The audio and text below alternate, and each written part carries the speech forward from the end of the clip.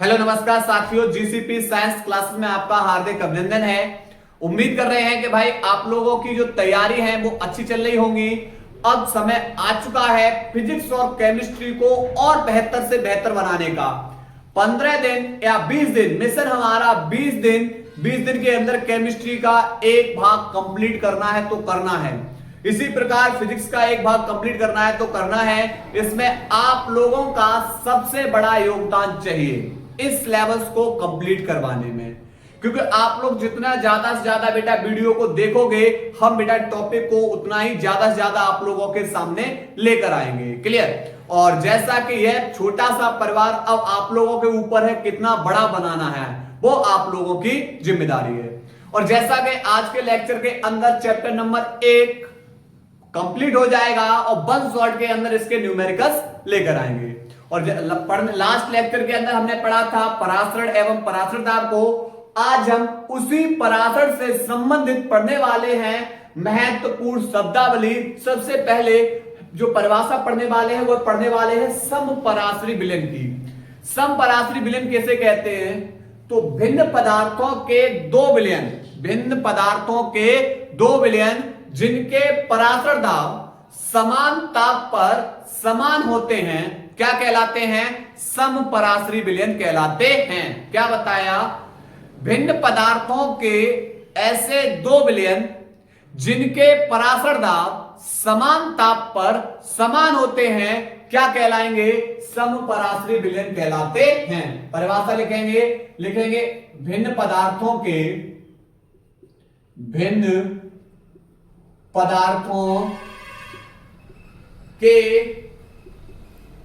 ऐसे दो विलयन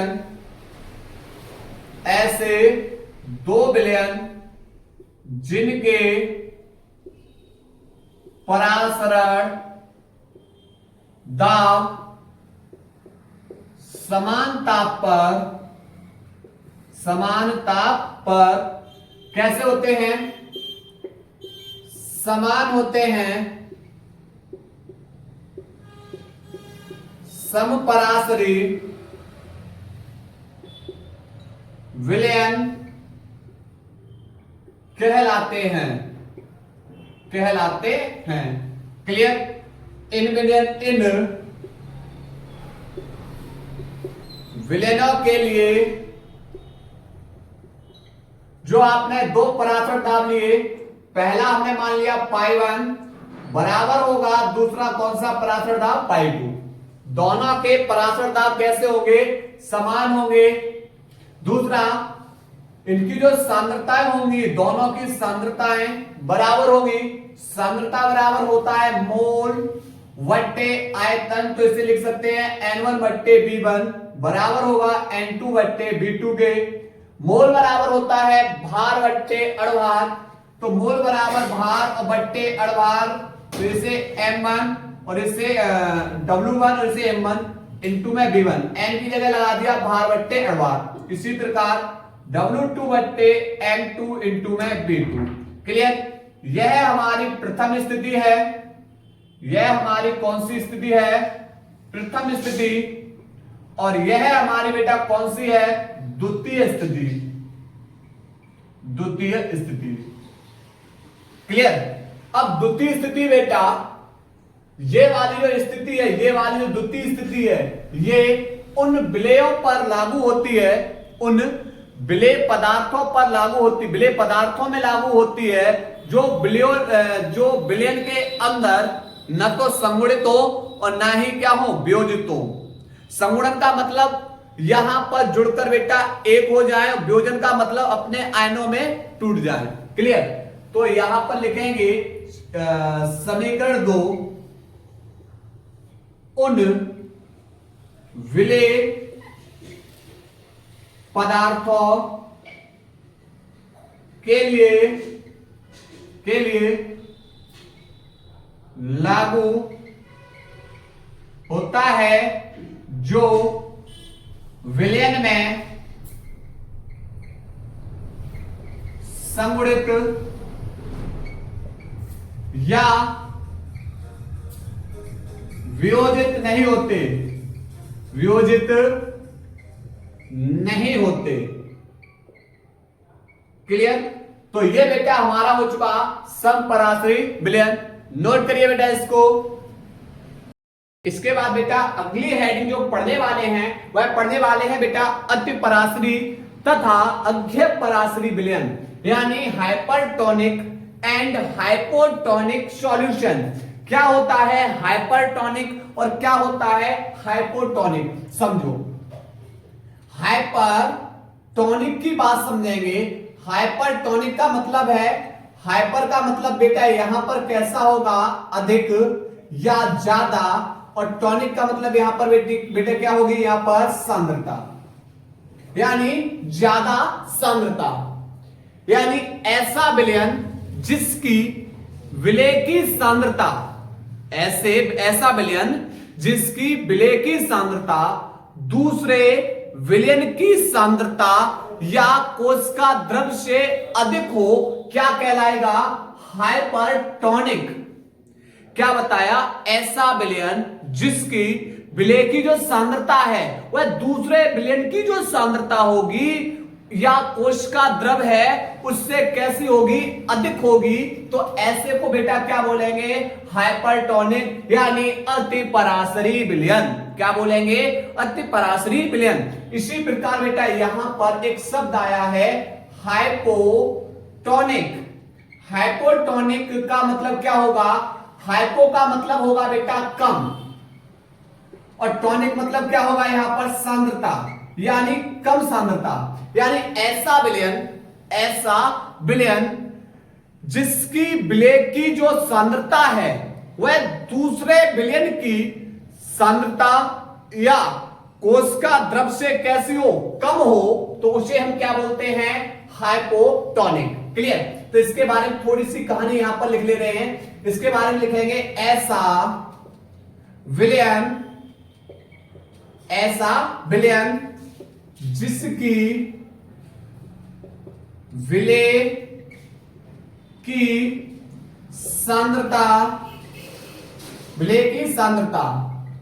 दूसरे विलयन की सांद्रता या कोशिका द्रव से कैसी हो, अधिक हो, तो क्या कहलाएगा, हाइपरटोनिक।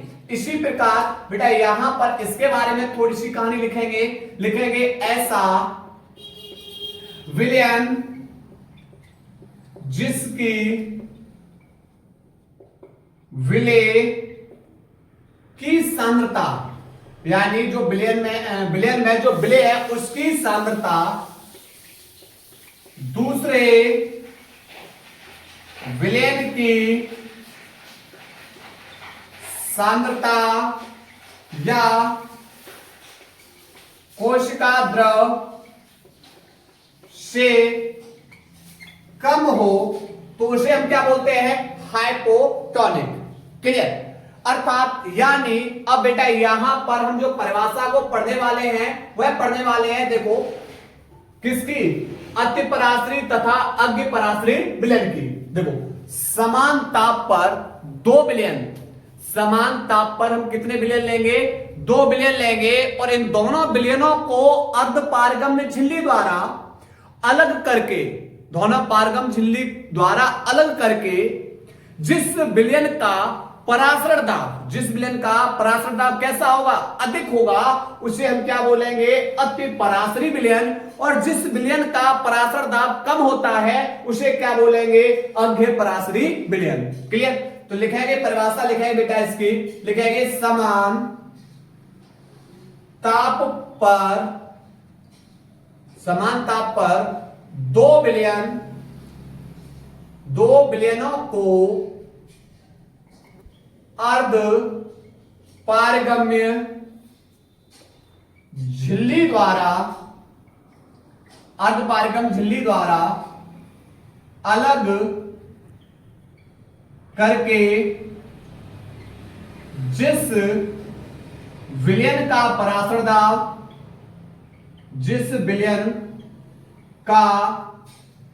परासरण दाब जिस विलयन का परासरण दाब अधिक होता है, जिस विलयन का परासरण दाब अधिक होता है, उसे क्या कहेंगे? अति परासरी विलयन, अति परासरी विलयन कहते हैं। और जिस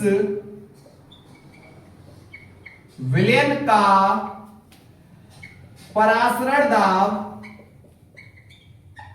कम होता है, उसे अज्ञ परासरी विलयन कहते हैं, यानी हाइपोटोनिक। अज्ञ परासरी विलयन कहते हैं। क्लियर? तो ये बेटा हमने समझा दिया हाइपरटोनिक और हाइपोटोनिक में। क्लियर? अब बात करेंगे इसके एग्जाम्पल की। किसकी बात करेंगे? इसके एग्जाम्पल की। क्या है एग्जाम्पल? समझो, जो हमारी आरबीसी होती है, लाल रक्त कणिकाएं होती हैं, इन लाल रक्त कणिकाओं को हम किसके अंदर डालेंगे? शुद्ध जल के अंदर। किसके अंदर डालेंगे? शुद्ध जल के अंदर डालेंगे। तो यही लाल रक्त कणिकाएं शुद्ध जल क्या हो जाती हैं? फूल जाती हैं। क्या हो जाती हैं? फूल जाती हैं। मैंने क्या बताया? आरबीसी को शुद्ध जल में डालेंगे तो शुद्ध जल में डालने पर यही लाल रक्त कणिकाएं क्या हो जाती हैं? फूल जाती हैं। इसका कारण यह है कि भैया जो आरबीसी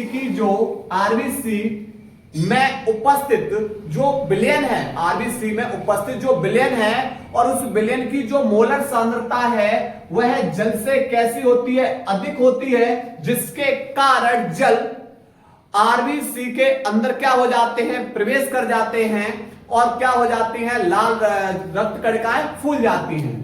इसी प्रकार अगर हम आरबीसी को अगर हम नमक के अंदर डालें, आरबीसी के किसके अंदर डालें? नमक के अंदर, तो यही आरबीसी क्या हो जाती हैं? सिकुड़ जाती हैं। आरबीसी क्या हो जाती हैं? सिकुड़ जाती हैं। इसका कारण यह है कि भैया जो नमक का जो परासरण दाब होता है, नमक का जो परासरण दाब होता है वह किससे अधिक होता है? इस आरबीसी से कैसा होता है? अधिक होता है। अर्थात इस आरबीसी की जो आरबीसी में उपस्थित जो विलयन की मोलर सांद्रता है वह नमक की जो सांद्रता है उससे कैसे होती है बेटा? कम होती है, जिसके कारण ये जो आरबीसी है नमक के घोल में फिर क्या होना शुरू हो जाती है? सिकुड़ना शुरू हो जाती है। क्लियर? नोट करिए। इसके बाद अगली हेडिंग को पढ़ने वाले हैं। इसके बाद बेटा इंपोर्टेंट हेडिंग जिसका नाम है व्युत्क्रम परासरण। बोर्ड एग्जाम में बेटा ये काफी बार पूछी गई है। क्या है परिभाषा? देखो, यदि परासरण दाब से अधिक दाब विलयन पर लगाया जाए, यदि परासरण दाब से अधिक दाब किस पे लगाया जाए? विलयन पर लगाया जाए, तो क्या होगा? तो विलायक के जो अणु हैं वो विलयन, और विलयन के अंदर बेटा सांद्रता कैसी है? अधिक सांद्रता से कम सांद्रता, यानी शुद्ध विलायक की ओर प्रवाहित होने लगते हैं। और चूंकि यह प्रक्रिया किसके विपरीत है? यह प्रक्रिया बेटा परासरण के विपरीत है, इसलिए इसे हम क्या बोलते हैं? व्युत्क्रम परासरण। ठीक है? क्या लिखेंगे परिभाषा? परिभाषा लिखेंगे यदि परासरण दाब से अधिक दाब पर, अधिक दाब, परासरण दाब से अधिक दाब विलयन पर लगाया जाता है, विलयन पर लगाया जाता है, तो विलायक के अणु, विलयन, और विलयन के अंदर बेटा कैसी सांद्रता है? अधिक सांद्रता विलयन से शुद्ध विलायक यानी कम सांद्रता की ओर प्रवाहित होने लगते हैं, प्रवाहित होने लगते हैं, चूंकि यह प्रक्रिया परासरण के विपरीत होती है, परासरण के विपरीत होती है, इसलिए इसे व्युत्क्रम परासरण कहते हैं, व्युत्क्रम परासरण कहते हैं। क्लियर? उदाहरण है इसका बेटा, प्रयोग कहां करते हैं? समुद्री जल से शुद्ध जल को प्राप्त करने में। इसके बाद बेटा हम पढ़ने वाले हैं असामान्य मोलर द्रव्यमान को। क्या है असामान्य मोलर द्रव्यमान? देखो, जब हम किसी विलेय को विलायक में घोलते हैं तो विलेय को विलायक में घोलने पर या तो वह क्या होगा बेटा, संगुणन होगा, मतलब जुड़कर उसका एक हो जाएगा, या वियोजन होगा। वियोजन का मतलब वह क्या हो जाएगा, टूट जाएगा। ठीक है? और संगुणन या वियोजन होने पर जो उसका अणुसंख्यिकी गुणधर्म द्वारा ज्ञात किया गया जो मोलर द्रव्यमान होगा वह कैसा हो जाएगा, असामान्य हो जाता है। अर्थात या तो संगुणन होने पर अणुसंख्यिकी गुणधर्म में क्या आएगी, कमी आएगी। अगर उसका वियोजन हो रहा है तो अणुसंख्यिकी गुणधर्म में क्या आएगी, वृद्धि होगी। क्लियर? तो इसके बारे में लिखेंगे यहां पर,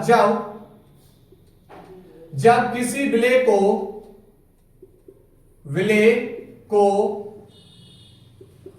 विलायक में घोला जाता है तो विलेय का विलायक में संगुणन या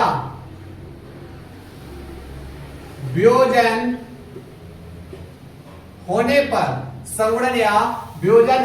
पर अणुसंख्य गुणधर्म द्वारा ज्ञात किया गया मोलर द्रव्यमान कैसा हो जाएगा, असामान्य हो जाता है,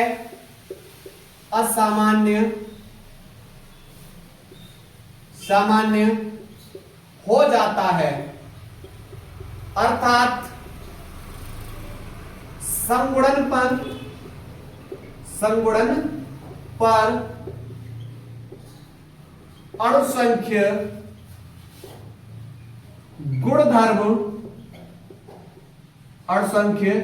गुणधर्म में कमी आ जाती है तथा वियोजन पर अणुसंख्य गुण में वृद्धि हो जाती है। क्लियर? और इसके लिए बेटा हम किसको पढ़ेंगे, वन टॉप गुणांक को। देखो क्या होता है संगुणन और क्या होता है वियोजन। जब आप बेटा NaCl हमारा नमक ले लेंगे और नमक को बेटा अगर हम जल में डालेंगे तो आप बोलोगे सर ये नमक क्या होगा, जल में टूट जाता है। आपने इसका एक अणु लिया था और ये बेटा कितने अणुओं में टूट गया, 2 अणुओं में। मतलब इसका जो मोलर द्रव्यमान था वो कैसा हो गया, असामान्य हो चुका है। क्लियर? तो यहां पर इसका ये क्या हुआ है, वियोजन। तो आप जब किसी विलय को विलायक में डाल रहे हो, या तो बेटा उसका क्या होगा, वियोजन होगा। क्या होगा, वियोजन होगा। और दूसरा बेटा क्या हो सकता है, संगुणन हो सकता है। यहां एसिटिक अम्ल के 2 अण लिए थे और दोनों अण मिलकर बेटा कितना बन गया, 1 अण बन गया। कितना बन गया, 1 अण। तो इसका बेटा क्या हुआ है, इसका हुआ है संयोजन। इसका क्या हुआ है, संयोजन। क्लियर। तो जब आप किसी विलय को विलायक में डालते हो तो विलय को विलायक में डालने पर या तो उसका वियोजन होगा, और जब वियोजन होगा तो अणसम की गुणधर्म में क्या होगी, उसकी वृद्धि होगी। अणसम के गुणधर्म में क्या होगी, वृद्धि होगी। और जब उसका संयोजन होगा तो संगुणन होगा। जब उसका क्या होगा, संगुणन होगा। संगुणन पर अणसम की गुणधर्म में क्या आ जाएगी, कमी आ जाएगी। क्लियर। और उसका जो यहां पर अणसम के गुणधर्म द्वारा ज्ञात किया गया जो भी मोलर द्रव्यमान होगा वह क्या हो जाएगा, असामान्य हो जाएगा। यह परिभाषा हो गई किसकी, असामान्य मोलर द्रव्यमान की। इसके बाद हमारी बेटा एक हेडिंग और बची है जिसका नाम है वान हाफ गुणांक। वान हाफ गुणांक बेटा किसे कहेंगे, तो वान हाफ गुणांक को लिखते हैं आई से। तो आई बराबर क्या होता है, संयोजन, संगुणन, संगुणन या वियोजन। या तो बेटा विलय के अणुओं का संगुणन होगा या वियोजन के पश्चात अणु संख्य गुण का प्रेक्षित मान बटे संगुणन या वियोजन के पूर्व अणु संख्य गुण का सामान्य मान। क्लियर। तो आप बोल सकते हो भाई अणसम के गुणधर्म की परिभाषा क्या हो जाएगी, सॉरी वान हाफ गुणांक की परिभाषा क्या हो जाएगी, वान हाफ गुणांक की परिभाषा होगी अणसम के गुण का प्रेक्षित मान तथा अणसम के गुण का सामान्य मान, इनके अनुपात को ही हम क्या बोलते हैं, उसका वान हाफ गुणांक कहते हैं। उसका क्या बोलते हैं, वान हाफ गुणांक कहते हैं। तो परिभाषा लिखेंगे संयोजन या संगुणन, संगुणन या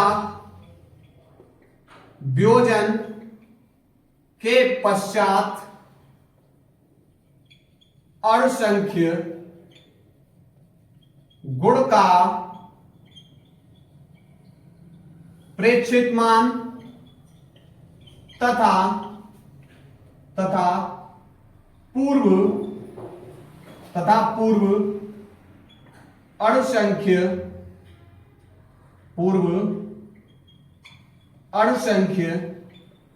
गुण का सामान्य मान के अनुपात को